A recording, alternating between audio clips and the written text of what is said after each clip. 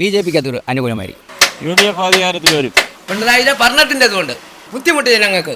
പാർട്ടിക്ക് സ്വതന്ത്രമായി ആരെങ്കിലും ഒരു വോട്ട് ചെയ്യും. വെറും പൊള്ളയായ സംസാരങ്ങളാണ്. പാർട്ടി CPM-ന് പിന്നെ ഒരു ചിഹ്നം തന്നെയില്ല, പന്തം. നമസ്കാരം. ചൂടേറിയ ചായ പോലെ ചൂടേറിയ രാഷ്ട്രീയ ചർച്ചകളാണ് രാജ്യം മുഴുവൻ. രാജ്യം 5 വർഷം ആര് നയിക്കും? നിർണായകമായ മണിക്കൂറുകൾ, നെഞ്ചെടുപ്പിന്റെ മണിക്കൂറുകൾ. വോട്ടർമാർ പ്രതികരിക്കുകയാണ്. ഞങ്ങളിപ്പോൾ ഉള്ളത് തിരുവനന്തപുരത്ത് മലയങ്കീഴാണ്. ആറ്റിങ്ങൽ മണ്ഡലത്തിലെ ഒരു വോട്ടർക്ക് എന്താണ് പറയാനുള്ളത്? ഈ തെരഞ്ഞെടുപ്പിൽ ജനം ആർക്കനുകൂലമായി വിധിയെഴുത്തും? എക്സിറ്റ് പോൾ ഫലസൂചനകളൊക്കെ വന്നു. ഇതിനോടകം ദേശീയ തലത്തിൽ BJP അധികാരത്തിലെത്തും, NDA വലിയ ഭൂരിപക്ഷത്തോടെ കേന്ദ്രത്തിൽ അധികാരത്തിൽ വരുമെന്നാണ് എക്സിറ്റ് പോൾ സർവേകളാണ് വന്നിരിക്കുന്നത്. കേരളത്തിൽ UDF-ന് കഴിഞ്ഞ തവണ 19 സീറ്റായിരുന്നെങ്കിൽ ഇത്തവണ നില ഏകദേശം 17-18 സീറ്റുകളുമായി അങ്ങനെ തന്നെ തുടരും. അതേസമയം LDF വട്ടപൂജ്യമാകുമെന്നുള്ള സർവേകളും വന്നിട്ടുണ്ട്. NDA അക്കൗണ്ട് തുറക്കും കേരളത്തിൽ എന്നുള്ള സർവേകളും വരുമ്പോൾ വോട്ടർമാർക്ക് പറയാനുള്ളത് എന്താണ്? BJPക്ക് അതൊരു അനുകൂലമായിരിക്കും. എന്തുകൊണ്ടാണ് ഇത്ര ആത്മവിശ്വാസം? അവരുടെ പ്രവർത്തനങ്ങൾ സമൂഹത്തിന് ഉതകുന്നതാണ്. ഇവരിപ്പോൾ ഒരു കാര്യങ്ങൾക്ക് വേണ്ടി ഒന്നുകൂടുന്നതല്ലാതെ ഇത് കഴിഞ്ഞാലും ഇനി അങ്ങോട്ടുള്ള യാത്ര എങ്ങനെയാണെന്ന് ജനങ്ങൾക്കറിയില്ല.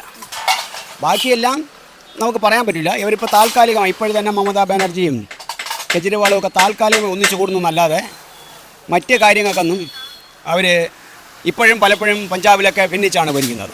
അപ്പോൾ അതുകൊണ്ട് നമുക്ക് ഈ നമ്മുടെ കാഴ്ചപ്പാടിൽ നോക്കിയപ്പോൾ അങ്ങനെയാണെന്ന് തോന്നുന്നു. അല്ലെങ്കിൽ 5 വർഷം ഈ ഭരണം പോയും വേണമല്ലോ. അപ്പോൾ ഇത് തന്നെയാണ് ആവശ്യം. ഇപ്പോൾ എക്സിറ്റ് പോളുകൾ പലതും മാറി വന്നിട്ടുണ്ടെന്ന് പറയുന്നു. എങ്കിലും 90% അത് അനുകൂലങ്ങളാണ്. അതുകൊണ്ട് അത് മിക്കവാറും ശരിയാവാൻ സാധ്യതയുണ്ട്. പിന്നെ ആൾക്കാരുടെ കയ്യിലാണ്. ഇപ്പം ഒരു ഭാഗംകാർ തുറക്കൂലെന്ന് പറയുന്നത്. ഇത് അതുകൊണ്ടാണ് ജനങ്ങളുടെ കയ്യിലാണ്. ഇപ്പോൾ പോളിംഗ് ശതമാനം കുറവാണ്. അപ്പോൾ അതുകൊണ്ട് സാധ്യത കൂടുതലാണ്. ഈ തൃശ്ശൂരായിരിക്കോ തിരുവനന്തപുരത്തായിരിക്കോ ആറ്റിങ്ങലായിരിക്കോ എവിടെയാണ് BJP മുന്നോട്ട്? അല്ല, ഇപ്പോൾ പറഞ്ഞെങ്കിലും എൻ്റെ കാഴ്ചപ്പാടിൽ 2-3 സീറ്റ് കിട്ടാൻ സാധ്യതയുണ്ട്. അതെവിടെയൊക്കെയാണ്?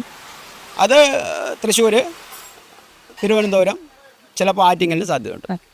ഇപ്പോൾ പ്രവചനങ്ങളിൽ വന്നതുപോലെ തന്നെ 3 സീറ്റുകൾ, പ്രത്യേകിച്ച് ഏറ്റവും കൂടുതൽ വാശിയേറിയ പോരാട്ടം നടന്ന ത്രികോണ മത്സരം നടന്ന തൃശ്ശൂർ, തിരുവനന്തപുരം, ഒപ്പം ആറ്റിങ്ങൽ. 2 കേന്ദ്രമന്ത്രിമാരെ ഇറക്കിക്കൊണ്ടാണ് BJP ഇത്തവണ കേരളത്തിൽ പുതിയ പരീക്ഷണം നടത്തിയത്. ഒപ്പം മുൻ രാജ്യസഭാ MP സുരേഷ് ഗോപി കൂടി കളത്തിലിറങ്ങിയതോടെ മത്സരം വലിയ വാശിയേറിയതായിരുന്നു. ഏതായാലും മണിക്കൂറുകളുടെ കാത്തിരിപ്പ് മാത്രമാണ് അന്തിമ ഫലത്തിനായി. കാത്തിരിപ്പിനൊടുവിൽ കേരളം ആർക്കൊപ്പം നിൽക്കും, രാജ്യം ആർക്കൊപ്പം നിൽക്കും? നിർണായകമായ മണിക്കൂറിലൂടെ എല്ലാവരും കടന്നുപോകുമ്പോൾ എവിടെയും രാഷ്ട്രീയ ചർച്ചകളുണ്ട്. നമുക്ക് ചോദിക്കാം വോട്ടർമാരോട്, കേരളം ആർക്കൊപ്പം, രാജ്യം ആർക്കൊപ്പം? ഈ തെരഞ്ഞെടുപ്പിന്റെ ഇപ്പോൾ എക്സിറ്റ് പോളുകൾ വന്നു. BJPക്കും NDAക്കും വ്യക്തമായ മുൻതൂക്കം രാജ്യത്ത്. കേരളത്തിൽ UDF തരംഗമെന്നാണ്. എന്ത് തോന്നുന്നു? എക്സിറ്റ് പോളിനെ സംബന്ധിച്ചോടാണെങ്കിൽ വെറും പൊള്ളയായ സംസാരങ്ങളാണ്. അത് ക്ലിയർ അല്ല. കഴിഞ്ഞ നിയമസഭാ തെരഞ്ഞെടുപ്പിൽ, ഇവിടെ അസംബ്ലി തെരഞ്ഞെടുപ്പിൽ ഇടതുപക്ഷം 32 സീറ്റ് പിടിക്കുമെന്ന് പറഞ്ഞു. 99 സീറ്റ് പിടിച്ചു. അതിൽ പ്രധാനപ്പെട്ടതാണ് ഇപ്പോൾ ഇരിക്കുന്ന ബിന്ദുവായി മന്ത്രി വരെ തോക്കുമെന്നാണ് പറഞ്ഞ റിപ്പോർട്ട് വന്നത്. അതിലും ജയിച്ച് 99 സീറ്റിലേക്ക് കടന്നു. ഇപ്പോൾ എക്സിറ്റ് പോൾ വന്നിട്ട് ചിലപ്പം UDF-ന് ഭൂരിപക്ഷം കിട്ടിയിരിക്കാം. CPI ഇടതുപക്ഷത്തിന് ഒന്നും കിട്ടില്ലെന്ന് പറഞ്ഞാൽ അത് പൊള്ളയായ സംസാരമാണ്. എൻ്റെ ഉദ്ദേശത്തിൽ ഒരു 5-6 സീറ്റ് LDF-ന് കിട്ടും, ബാക്കി UDF-ന് കിട്ടും. പിന്നെ അവർക്ക് ഒരു സുപ്രധാന ഒരു സീറ്റ് എന്ന് പറയുന്നത് BJPക്ക് വന്നിട്ട് തിരുവനന്തപുരമാണ് എന്നാണ് സംസാര വിഷയം. പക്ഷേ എനിക്ക് തോന്നണില്ല BJPക്ക് ഇവിടെ 3 സീറ്റ് പറഞ്ഞുകൊണ്ട് എന്തായാലും BJP സീറ്റ് കിട്ടുമെന്ന് ഒരു പ്രതീക്ഷയില്ല. അതാണ് എൻ്റെ കണക്കൂട്ടൽ. അതായത് ചെങ്കനൽ കെട്ടടങ്ങിയിട്ടില്ല. BJP ഇവിടെ അക്കൗണ്ട് തുറക്കില്ലെന്നാണ് പറയുന്നത്. നമുക്ക് ചോദിക്കാം, ചേട്ടാ എന്ത് തോന്നുന്നു ഈ തെരഞ്ഞെടുപ്പിൽ എങ്ങനെയാണ്? എനിക്കൊന്നും പറയില്ല സഹോദരി. കാര്യം എനിക്കൊന്നും പറയാം. ഞാൻ വോട്ടറല്ലേ? വോട്ടറല്ലേ? അതുപോലെ പാർട്ടിക്ക് സ്വതന്ത്രമായി ആരെങ്കിലും ഒരു വോട്ട് ചെയ്യും. എപ്പോഴത്തെ അവസരം ഇവിടെ പാർട്ടിയായിട്ട് നമ്മൾ ഒരു സ്വതന്ത്ര ആളല്ല. UDF അധികാരത്തിൽ വരും. എന്തുകൊണ്ടാണ്? ഇന്ത്യൻ മുന്നണി അധികാരത്തിൽ വരും. 10 വർഷത്തെ ഭരണം ആൾക്കാർക്ക് നല്ല നന്മ ചെയ്തില്ല. അത് ജനം തിരിച്ചറിഞ്ഞിട്ടുണ്ട്. അതുകൊണ്ട് ഇന്ത്യൻ മുന്നണി അധികാരത്തിൽ വരും. നരേന്ദ്രമോദി ഹാട്രിക് അടിക്കുമെന്ന് സർവേകൾ, എന്നാൽ ഹാട്രിക് ഉണ്ടാകില്ല, ഇന്ത്യ മുന്നണി അധികാരത്തിൽ വരുമെന്ന് പറയുന്നവരുമുണ്ട്. ചേട്ടാ, നാളെ നിർണായകമായ വിധിയെഴുത്താണ്. ഈ ആർക്ക് അനുകൂലമായിരിക്കും കാര്യങ്ങൾ?